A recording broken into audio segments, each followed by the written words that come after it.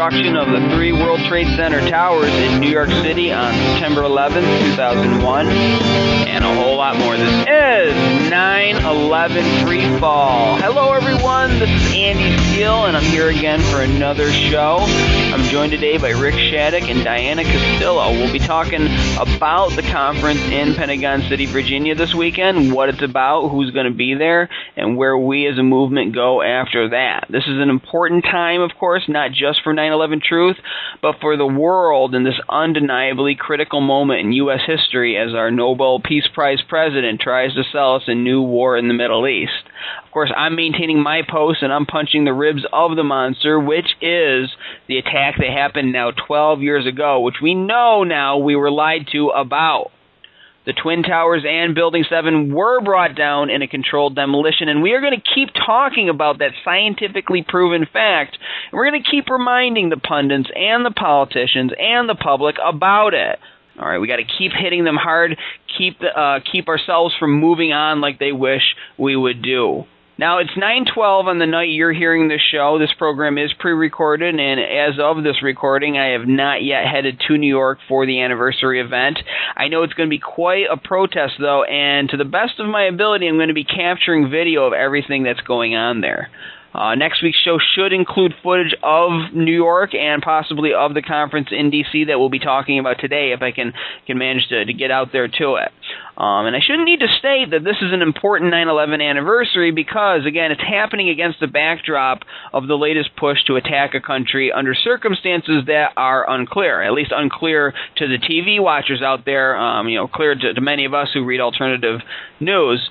And it's happening in a modern America, which is war-weary, to say the least, and which doesn't trust the powers that be so much anymore. Go figure, all right?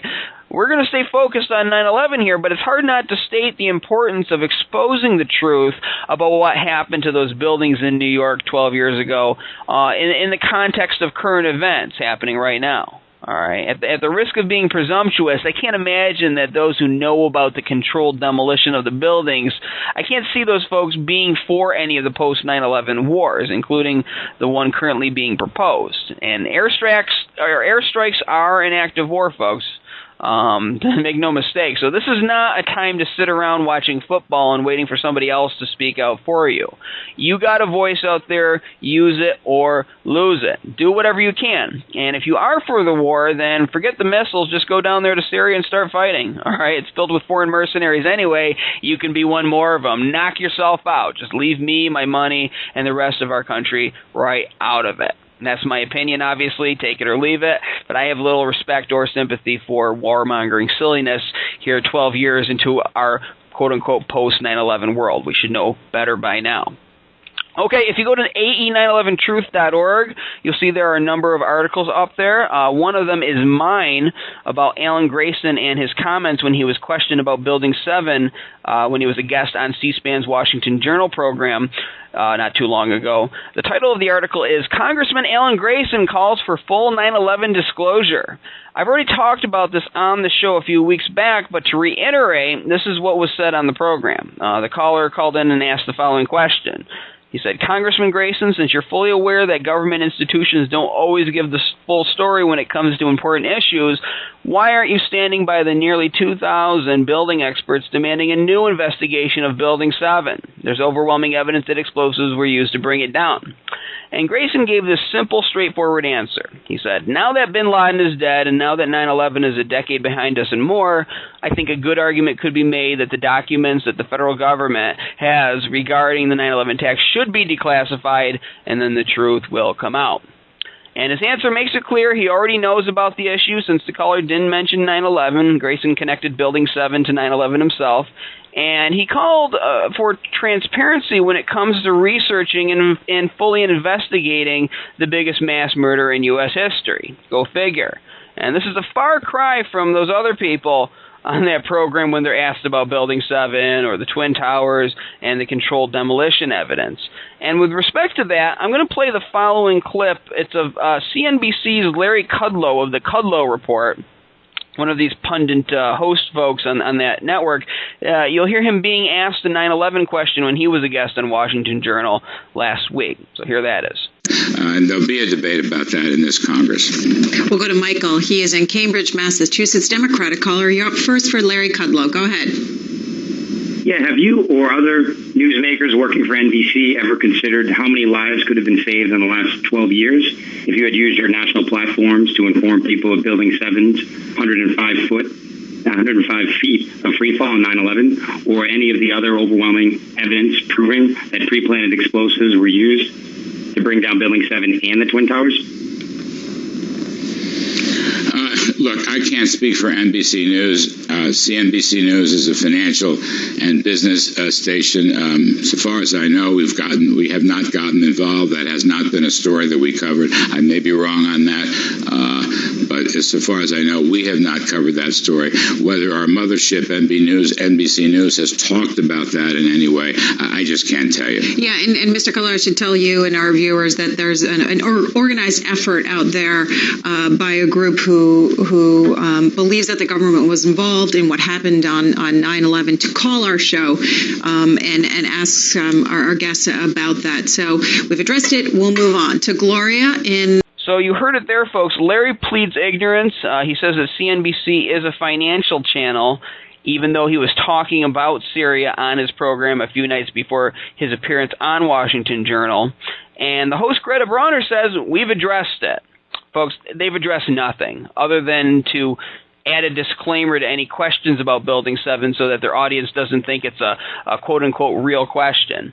And that's fine, because it doesn't seem to be stopping the questions from coming, all right? Because C-SPAN or any of their guests haven't addressed it. All they do is hide and shield, all right? The guests hide and the hosts shield them.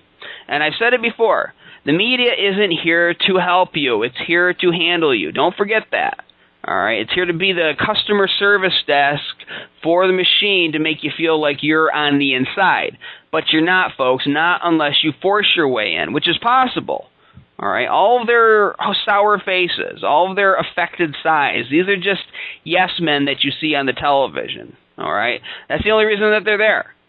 And they think that their peer pressure techniques are going to work on you because, of course, it works on them. So why wouldn't it work on you? That's how they're thinking. But it doesn't work on you. You don't want their approval. All right? You want their disapproval. Their disapproval means that they're failing at keeping a lid on you and that you're succeeding in getting real information past them.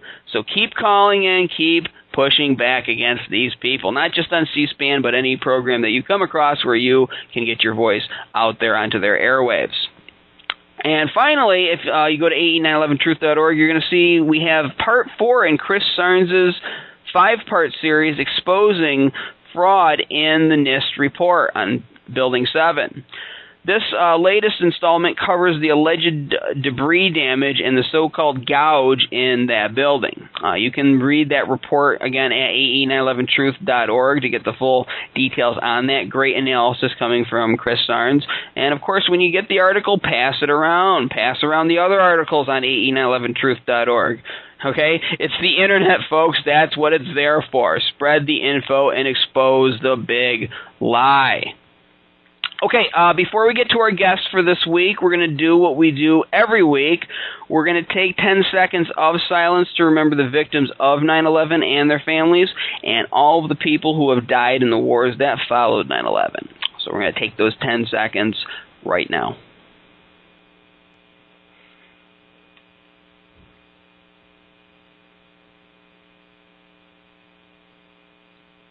All right, and that is 10 seconds. My guests this week are Rick Shaddock and Diana Castillo. Rick's been a guest on this program before. He webmasters a ton of 9/11 Truth and other topic-related pages. Too many to list here, but they can be accessed at cicorp.com/research. Great listing of very interesting pages you'll see there. He's worked for the military-industrial complex. Maybe he'll talk a little bit about that. And he has good insight into that world, and he's been involved with raising money for Mark Basile's latest experiment with the World Trade Center DUS. We've talked about that on previous programs also. So welcome back, Rick. Thanks a lot. And our other guest is Diana Castillo. Diana is a member of DC911truth.org in Washington, D.C., and she's a founding member of Anita.org. We'll be talking about what that is. Diana will be the opening speaker of the coming Anita.org conference and the DC 911 Truth conference there. She is also active with the Ron Paul campaign and with WeAreChange.org. She works as a web programmer in Washington, D.C. Welcome to the show, Diana. Thank you, Andy. Thank you guys for coming on here, for all the work you're doing for 9/11 Truth, for being part of this movement and putting on this conference and all of the things you're doing. I'm actually learning it as we go. I learned of your involvement in other things taking place this week. We'll be jumping into that. So Diana, though, since this is your first time on this program, we're going to start with you. How did you wake up personally to the 9/11 controlled demolition evidence, and what prompted you to start speaking out about it? Well, I didn't really wake up until 2006, and the way I woke up is I was part of an American Voices Against the War group in Spain, and which was a peace group. And one of the people in the group gave a speech about 9/11, and he talked about the Norman Mineta video where he gave testimony about being in the bunker with Cheney. And that was proof that they knew something was coming towards the Pentagon. So that basically woke me up. And then I started doing a lot of research investigation on my own. And I came to Washington on vacation because my parents lived here and met up with the DC 9/11 Truth group. And they gave me materials to start a group in Spain. So I started a DC 9/11 Truth group in Spain. Amazing, and I'm curious because I didn't know that about you. What kind of work do you do over there in Spain for 9/11 Truth? Well, we started a group together with some other Americans, and then a lot of Spaniards joined. We had a website. We still have the website. It's like the most read website in Spanish about this topic, and a blog. We did a lot of street actions. We gave conferences. We had Richard Gage over. We had David Ray Griffin. We had the guy Neil Parrott. So we did a lot of things, and we inspired a lot of other people to start web pages also with similar topics. And I think we inspired a lot of people. Amazing. And folks, this is an international issue. As we've said many times here on the show, 9/11 not only affected America and the future of America, but it also affected the world because of the lives that we touch, because of the post-9/11 world, the post-9/11 wars, which are still continuing and restarting to this day. Rick, again, thanks for coming back on the show. I know you've covered this before in previous episodes, but for first-time listeners, can you briefly answer the same question? How did you wake up to the evidence, and what made you start speaking out about it? Well, I've been a computer consultant in the Washington, D.C. area since 1985, and I was a beneficiary of the military-industrial intelligence complex. I taught computer software, such as Microsoft Excel, to over 1,000 staff at the Pentagon and worked as a contract programmer at the NSA from 1974 to 77 and again in 2002. So I felt very patriotic working for these organizations that grew with the so-called War on Terror until about 2006. And then YouTube came out about 2005, and for the first time we could see same-day video broadcasts from mainstream media reporters talking about things that just didn't make sense with the official story. And so I started to feel bad. I'm profiting by helping to sell and support computers for the U.S. Army sent to Afghanistan. I was able to buy a nice 5-bedroom house and 2 Mercedes-Benzes, but I just felt kind of sick to my stomach. So I was, and I still am, for those punishing those who perpetrated 9/11.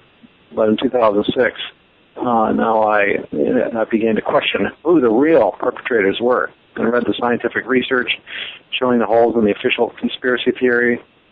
Realized there are alternative explanations for the crash and DNA evidence, such as remote control takeover of the jets, controlled demolition of the World Trade Center towers. So I now work only for happiness and health promoting organizations, and have donated some war profits to 9/11 Truth and peace-promoting groups, and helping to sponsor the Friday event at the upcoming conference. I'm dedicated to helping getting our country out of the control of the corrupt warmongers and back in the hands of the citizens for a truly invincible America. Absolutely, and it's really great that you were able to walk away from a lot of that and change your direction based on new information. I wish there were as many people in the D.C. establishment as courageous as you to do that. Now, guys, we're going to jump in and we're going to talk about Anita, because I mentioned it in your intros, but our audience may not even be aware of what that is. And folks, when I say Anita, it's A-N-E-T-A, not I-T-A, E-T-A. So what does Anita stand for? We're going to start with Diane. What does Anita stand for, and what is it? Can Rick answer that? Well, certainly, Rick. Actually, we did change it a little bit, but it's Association for 9/11 Truth Awareness. It was activist, but it's not. Well, everybody wants to be aware, so let's make it Association for 9/11 Truth Awareness. And the purpose is to be very open, and it's free membership. Now, like some associations, we're using the model that many associations use in Washington, D.C., who a lot of those are my clients. Like, there's an association for everything in D.C. There's an association for aeronautics and for airline pilots. There's an association for zoologists. So we have an office on K Street and are lobbying for a new investigation of 9/11. And to promote camaraderie and harmonious relationships among the 9/11 Truth activists, and to help to counteract the other lobbyists on K Street who are for the military-industrial complex. And we support, especially architects and engineers for 9/11 Truth. We don't have our own petition. We direct people to sign the petition that's already in motion at AE 9/11 Truth. And that's quite an impressive petition as it is. And the number of architects and engineers that have been verified is now over 2,000. And Richard Gage asked me to write an article about a breakdown of who are the signers. And that's an article that's coming up. And I don't know if you're aware, but there are 242 professional engineers on that list. This is from the group that have been verified as architects and engineers, and they have sent in their credentials to the verification team. Now, there is another list of about 17,000, just everyday folks. And actually, it's the everyday folks who would like to be a member of an association. If they're not an architect, not a pilot, which has its own group, and the Firefighters for 9/11 Truth has its own group, anybody can be a member of ANITA who wants an official investigation. So among those that have been verified regarding their credentials, there are also 163 civil engineers, 153 bachelors in electrical engineering. So this article is coming out soon, and it's also available at the anita.org website, aneta.org. And also, as far as those who have signed the petition and are architects and engineers, 41 are graduates of the University of California at Berkeley, 17 from MIT, a very tough school, 16 from Harvard University, everybody knows, a very, very selective school in the Ivy League, Carnegie Mellon, which is very strong in engineering, Stanford, 14 from Stanford, 14 from Columbia, 11 from Cornell. So the list is not only has quantity, it has quality. There are over 2,000, and those signers are graduates of top universities with very relevant degrees, qualifying them to make a statement about the collapse of the World Trade Center towers. Well, folks, I'm learning as I sit here listening to Rick, along with many of you, and I never even researched that deeply into the petition other than, this has this many architects and engineers, but this is quality information that you are getting. I didn't realize that so many of them came from such prestigious schools like Harvard and MIT. And so that's just another feather in the cap of architects and engineers, and something that can be brought up when people try to challenge the weight that the petition carries, which they'll do because they can't challenge the evidence. So what do? You attack the messenger. Well, Rick is providing that punch back, if you will, that you can cite too. And I didn't know that there was a lobbying group. I didn't know that Anita was a lobbying group for 9/11 Truth. Again, talk about learning something new every day. I think that's great, Rick. Now, if I want to sign up for Anita, how do I do that? Do I go to anita.org? Yes, and there's a link there for joining, and there's no membership fee. And we work very, very closely with DC 9/11 Truth. Diana has been a member of the DC 9/11 Truth group for a long time, and I joined maybe about 6 months ago. So we're working very close together in organizing this conference, and the purpose is just to use that model that has worked for other organizations in the past, to have an association that is lobbying on behalf of the member for a particular cause. That is great, and that's a great idea. And Diana, I want to give you a chance to jump in here. Now, we've got this conference coming up, and I've mentioned it here on the program before, but there may be new listeners tonight. I want you to tell us all about it. Tell us what it is, where is it going to be, and what is it about? Well, I organized the party, so I'm more an expert on the party, but there's going to be some great speakers. Richard Gates, Susan Lindauer, Webster Tarpley. I don't have a complete list of the speakers, but they're well-known 9/11 Truth speakers. And then the topic on Saturday will be the demolition of the towers and general topics. And then on Sunday, they're going to specialize on the Pentagon. And they're going to have three different, since they're having it in Washington, D.C., they thought that they had to mention the Pentagon and spend a lot of time on it, since it's such a dividing topic among 9/11 truthers. So they're going to have somebody that represents the CIT group, not from CIT, but we'll talk about their point of view. They're going to have Robert Honegger, who has a different theory, and I believe they're going to have somebody who talks about the official story. So that's going to be interesting. They're going to try to come to a conclusion at the end of the conference where they come out with a document stating new evidence or new information that we believe in. And it's going to be held at I think the Sheraton, the Pentagon. And it's almost sold out, but Friday night is still available because Friday night is free. So if people who want to come on Friday, they can still come. We'll squeeze it in there. So I think it's going to be very interesting. And especially bring people who don't know about 9/11 for Friday night, because Friday night's going to be Richard Gates, so it'll be a good introductory evening for people who don't really know about 9/11 Truth yet.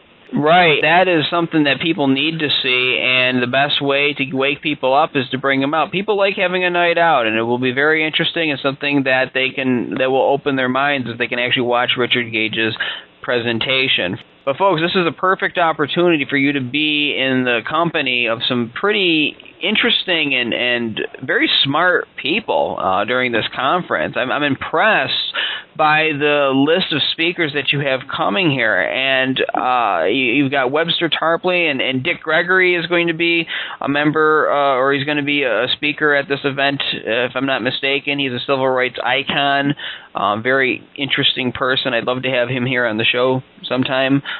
Wayne Madsen is going to be there, great investigative reporter. I've used his work a lot on my other websites that I run. Just an impressive list. But I just want to inject something a little bit different. On Saturday night, we're going to have a social night where there's going to be a jazz band, and all the participants and the attendees of the conference are going to be. So that will be a good time, even if you don't go to the conference, to come to the Saturday night social to be able to talk to the people who are speaking as well as the attendees. So it'll be for people who are 9/11 truthers or are interested in that topic, it'd be a good moment to get to know other truthers. That's Saturday night. Right, you guys want to hang out with some of the best minds out there in America right now, go to the social, absolutely. And if I can make it out there, I might be getting out there. I don't know yet, but I'll come up and meet you, and we'll have a drink together, all three of us. It'll be Friday night as well.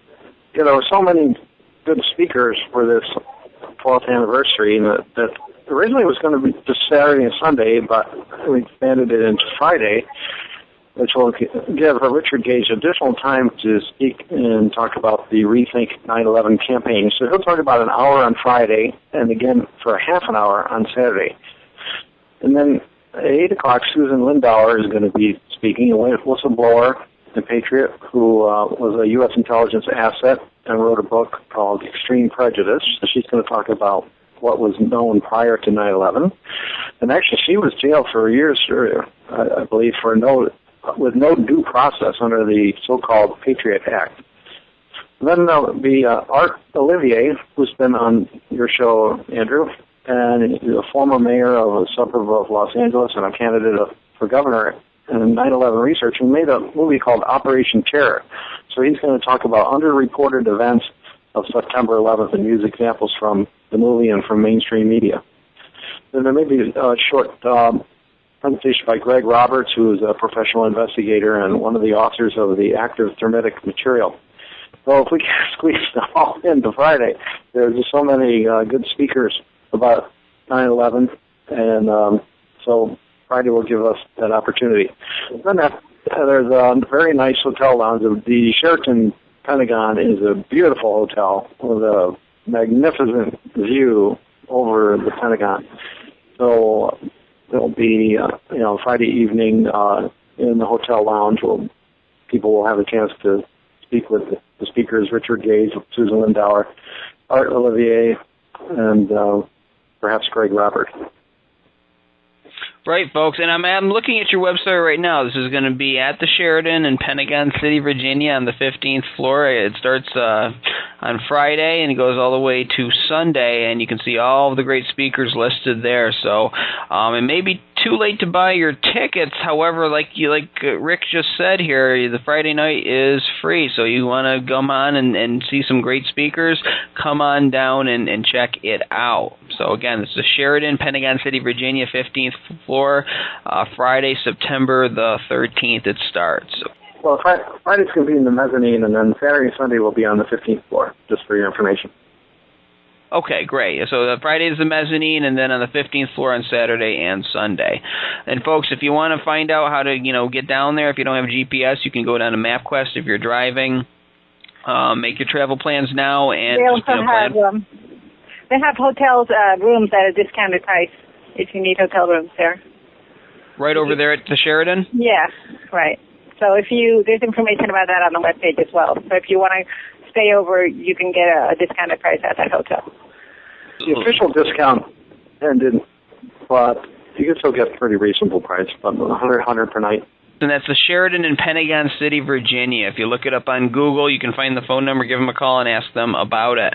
Now, I just found out about you guys right before we started recording this episode. You guys are actually involved in that Million American March Against Fear. Can you guys talk about that? Well, we weren't involved in the organization of it, but we have been asked to speak. So Matt, who's one of the heads of the DC 9/11 Truth Group, is going to be speaking. And then another person is going to be speaking about more or less what Richard Gage talks about the controlled demolitions. And I'm going to talk about the international aspect. The organizers are definitely truthers. They know about 9/11 truth, so they are. That's why they did the march on 9/11. So even though that's not their stated on their website as one of the things that they represent, they do want us to talk about it as much as possible. Right, and now this program is going to air a day after that event. So since it's now in the past tense for our listeners, can you talk about what you're planning to talk about? I am going to talk about what I told you about how I woke up and how I started the 9/11 Truth Group in Spain, basically.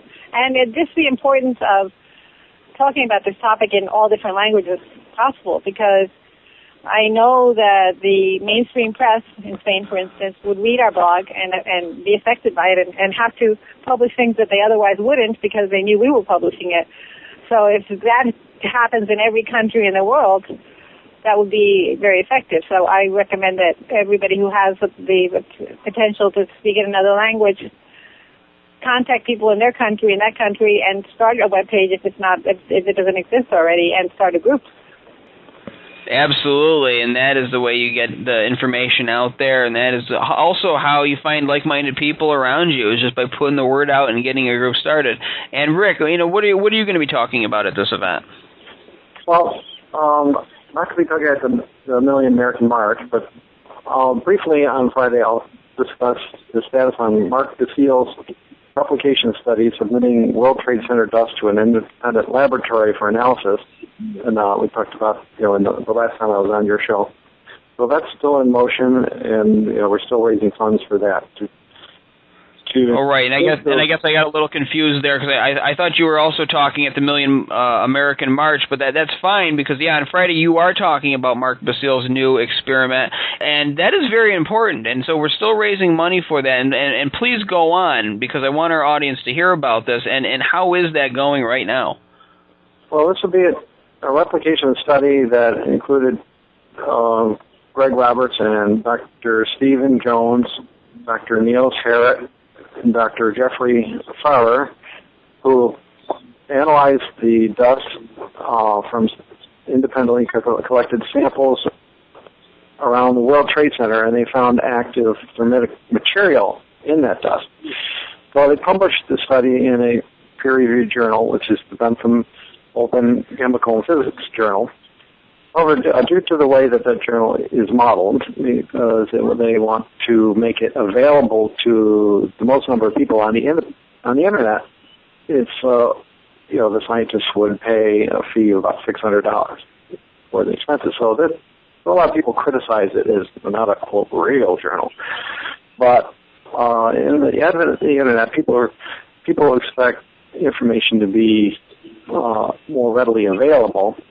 And the old-fashioned journals, where you would pay a subscription, and sometimes many hundreds of dollars, to get a scientific journal mailed to you by snail mail, that is one way to present scientific research. But nevertheless, the Bentham Open Journal was peer-reviewed, and although peer reviewers generally maintain their anonymity, so they could feel free to criticize the study as much as they want.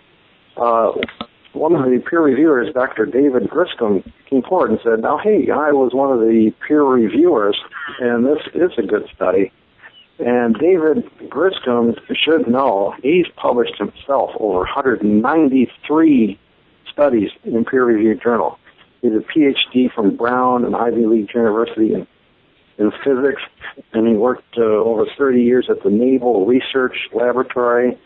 And Dr. David Griscom was chosen among many PhDs who were very anxious to study the moon rocks when they came back after the millions that were spent to get these rocks back. And he was a team leader of teams to investigate the moon rocks and see that. So Dr. Griscom was very good at detecting what is in material. So that was a very good study, but nevertheless, research studies need to be replicated.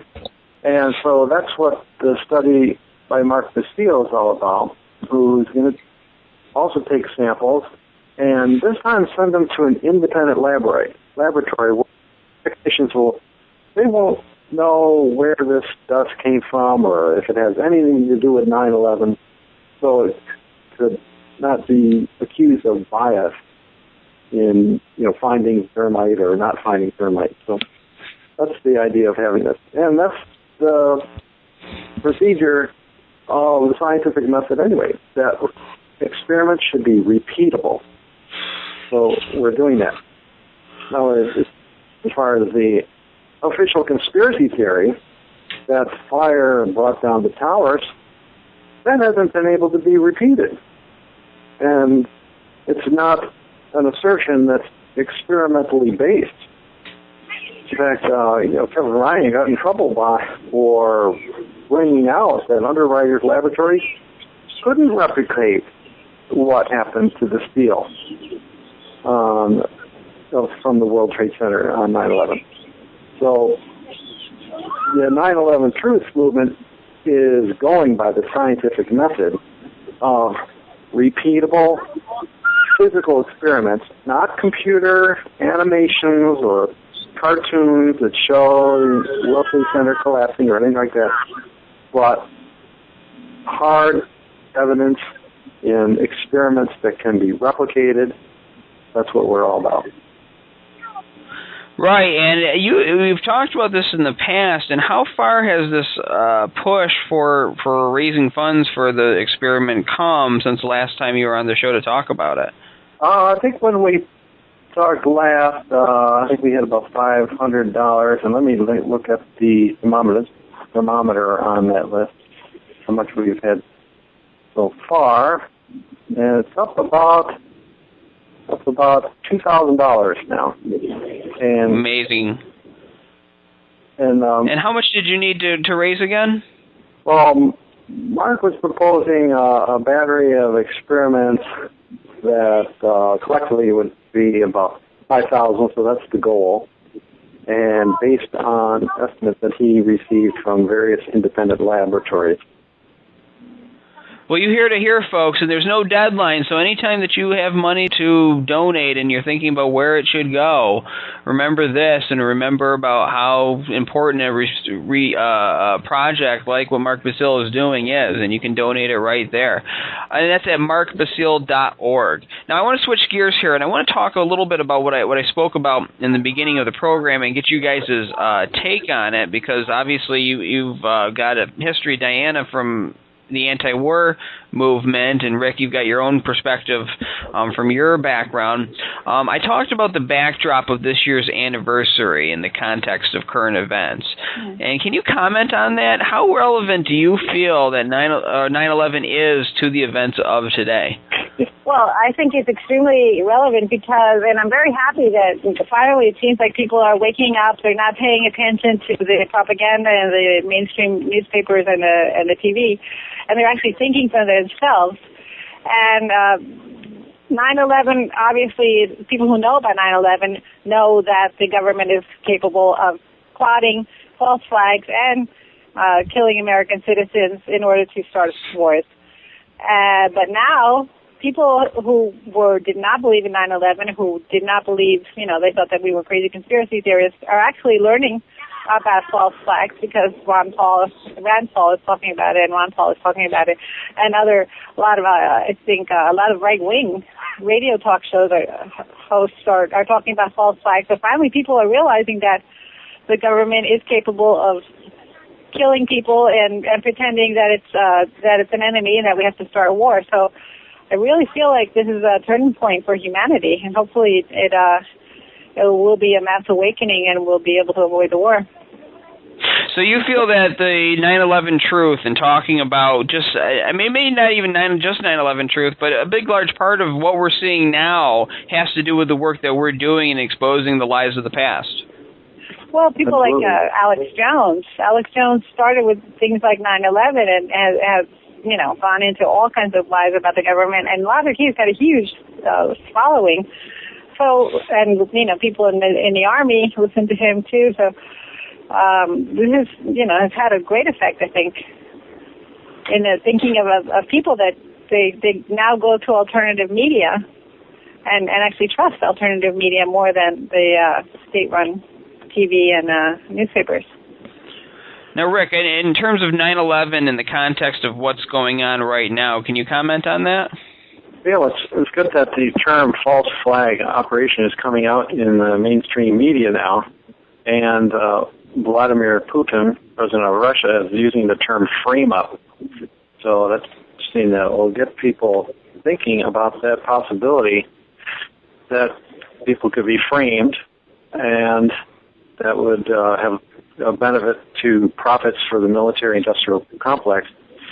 And then as 9/11 approaches, hopefully people will see a connection that, hey, maybe 9/11 will serve that same purpose as a frame-up for a false flag operation to, double the size of the defense budget instead of cutting it. And it's interesting because you look at what's going on now, and you know that if we can figure out what happened on 9/11, most of it, that and the intelligence services of other countries can obviously do it too. Whether or not they choose to speak out about it is a different matter. But it seems like now, given the current world situation and what's going on with the president and with Syria, it seems like now would be the time to speak out about it. It seems like this would be a great time to start bringing up the skeletons of the past in order to push back the drumbeat for war in the present. Why do you guys, and if either of you feel free to comment, why do you guys think that it's not being brought up now? Well, one thing it is being brought up is that now Al-Qaeda, who was before the biggest boogeyman and the biggest enemy of the United States, is now fighting on our team. So people are going to have to make some connections saying, hey, what's going on here? We're now helping and working with Al-Qaeda, who was supposed to be behind 9/11. So, obviously they do not want 9/11 to come out because that will have great repercussions on the entire planet, because most world governments know about 9/11, but it's holding them up. So if 9/11 comes out, there's going to be, major shifts. Right. And people also read some articles bringing up the Gulf of Tonkin incident. Let's see, is this another Gulf of Tonkin, which was an event which turned out to not be according to what the official story was that President Johnson gave as a pretext for the war in Vietnam. So I see that there's a rise in collective consciousness as people are waking up, being more aware, more skeptical, and that's a good thing. Our America, land of the free and home of the brave is on the rise, in my opinion. I'm very optimistic. Now, it's funny that me and another activist were talking one night not too long ago, and the topic of after 9/11 truth came up, and it was something Diana was just talking about made me think of that. What do you guys think the fallout, and just to elaborate kind of on what Diana was saying, what do you think the fallout of a massive revelation on this topic would be? Well, some people say that the dollar would collapse and there would have to be a new monetary system. Apparently it would be like the BRICS who would take over, and that's apparently in place. So some people say that that's what would happen when 9/11 comes out. Rick? Well, I bought gold with that expectation. Actually, gold went down. So I'm optimistic. I think that when the real American values of truth and honesty are on the rise, America will get more support of natural law, and our businesses will thrive, and I believe that our efforts to bring out the truth will make America stronger, and that will help the dollar maintain its status as the world's major currency. Right, and there are so many international implications involved with this event, with what really happened and the exposing of that, and I can see from the point of view of the gatekeepers why they don't want to go there, because there's so much invested and it would mean so much for our current system. And I do pay attention to all of that news. I cover it in other websites, the economics, the foreign policy, the wars. However, I like to look at things on a personal scale, just of everyday life, because that's the world that I live in, just of regular people, everyday life. And I feel like it would, the day after 9/11, it would be, or 9/11 truth rather, it would be like a tremendous weight is lifted off the chest of most folks, because most folks, obviously they're affected by the economic situation. However, they're not married to this government. They're not married to George W. Bush or Dick Cheney or even Barack Obama, for that matter. I realize Obama wasn't president when 9/11 happened, but he still continues the cover-up. It continues underneath them, and we've got this new push for war. But they're not married to these people because America is not represented in these people. And so I feel like it would be a tremendous weight lifted off the chest of just nearly every single average person, and it would be have an emotional impact on those who went and fought in the post 9/11 wars, who may have lost somebody in those wars or may have been dismembered or disfigured. Obviously, there would be a huge impact on their psyche, but for everybody else, I don't know, it just feels like we would be able to move forward and to be able to look at ourselves as we want to be, as we tell ourselves we are, as a real country that stands for freedom and justice. And I'll get your guys' opinion on this. What would this say to future generations that really in a relatively short amount of time, I know it seems like a long time to us because we're living in this time, but in a relatively short amount of time in history, if we could expose this fully so that it's in the history books and it's fully acknowledged that this is what happened that day, what effect do you think that would have on the future? Yeah, I think this is very good. I'm very happy that we're in a country where there still is enough freedom of speech and people who are brave and intelligent enough to speak out, to expose the corruption and get rid of it. Because what happened on 9/11, that's not what real America is about. So we're about truth and justice.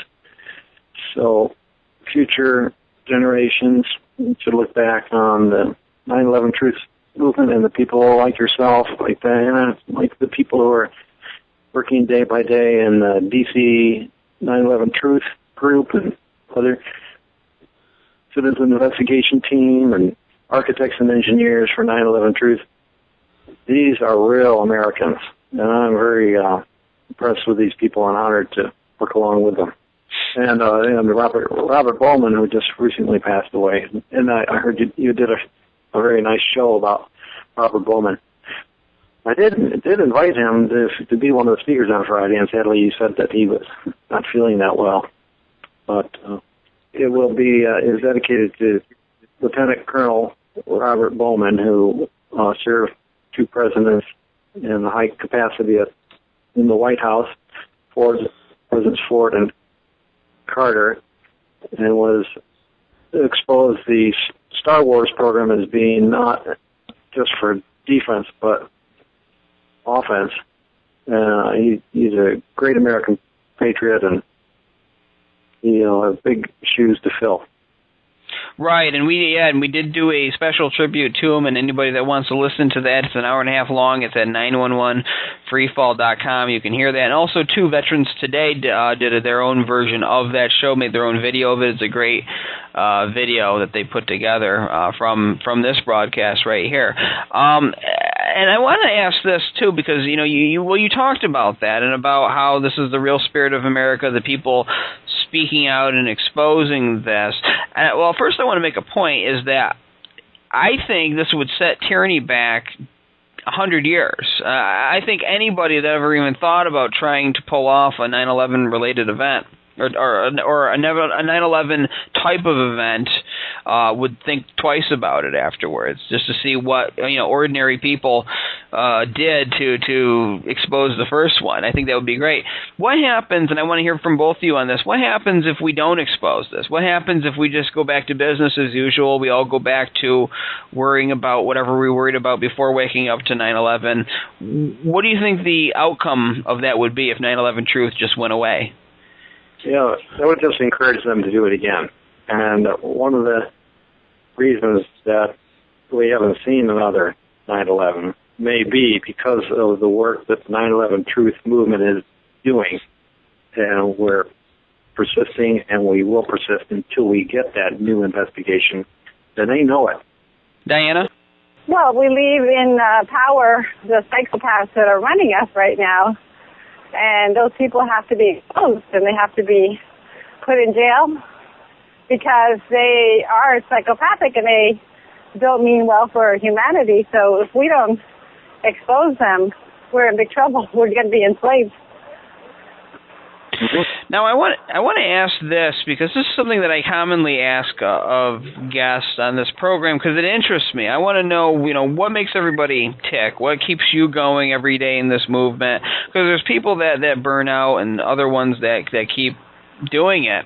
And I just want to know what gives you, each of you, hope and keeps you moving on. If you can tell some stories or some kind of personal anecdote, that would be great too, but I want to know what keeps you moving every day. What signs do you see of life out there in the public that makes you know we're going to have victory in the end? Starting with Rick.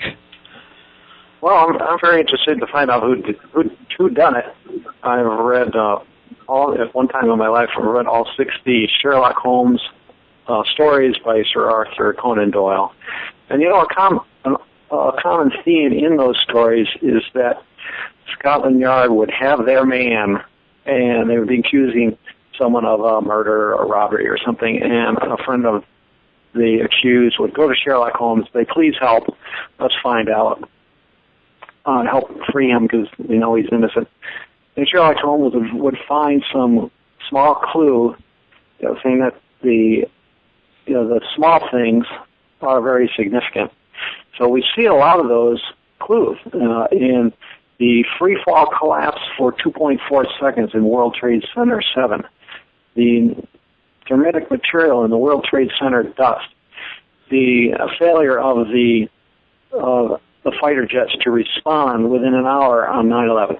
And these are clues to what really happened. So for me, it's the most exciting and interesting detective story of all time.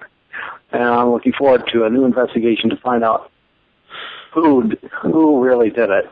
And, I have my theories, and everybody has our theories, but we should press for a new official investigation, scientifically based, so we'll put the real perpetrators behind bars. Diana, what gives you hope? Well, I was into New Age kind of philosophy well before I was into 9/11. So I read books like The Celestine Prophecy and several books like the Last Waltz of the Tyrant. Those books more or less mentioned that there was going to be coming a big change in the world, and things like Course in Miracles said that the world is upside down now. I didn't understand what they meant about the world being upside down until I found out about 9/11. But all my philosophical books that I've read more or less indicated that there would be a point coming in which there would be kind of a battle between good and evil, and that good would prevail. So when this started happening, it kind of fit into what I had learned, and that's why I think that the good will prevail. And also, it's very. I also felt very different than the majority of people before I found out about 9/11, and now I have a lot of good friends, and I feel like I'm part of a collective of people. I don't feel so different anymore. So that on a personal basis, it makes me happier. Right, that's why it's so important to reach out to others and to speak out too. Because you may anger somebody that wants to keep their head in the sand. Well, forget them. Let them go. Let them keep their head in the sand if they don't want to face reality, but you're also going to draw in many other like-minded people, and you'll be able to convince them. And it's interesting what you said about, good and evil, and I'm not a particularly religious person myself, and I don't really get into the spiritual stuff very much. However, I do believe there is a battle going on within people, within their psychology, within our society, and you can see it to a large extent. I tried to watch football for the first time in years this week, and I had to turn it off finally just because of all of the commercials, but also not just the fact that there were commercials every second, but the fact also that what the commercials were selling were a complete degeneration of our society. All right, where you see people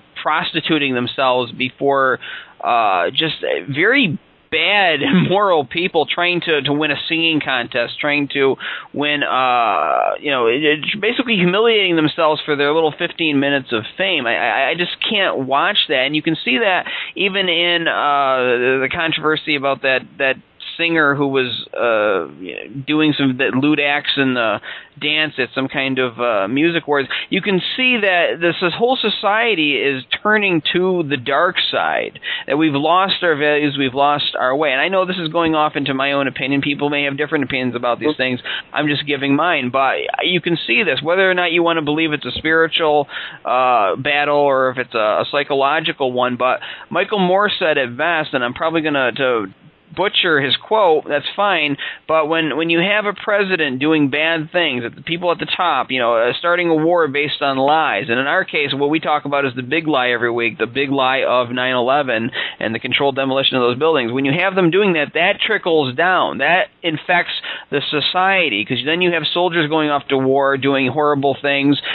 Deep down, they know it's a lie too, and then they react to that, and they respond to holding that lie in bad ways when they come back. That's why you have a lot of the PTSD going on right now. The whole society is degenerating, and while I don't think exposing 9/11 is going to cure every single societal ill, I don't think it's going to make everybody moral overnight. It's a very good first start to looking at ourselves in the mirror and facing the truth about what's really going on in this country and overcoming it. But first, you got to face it. You got to see it for what it is, and not hide from it.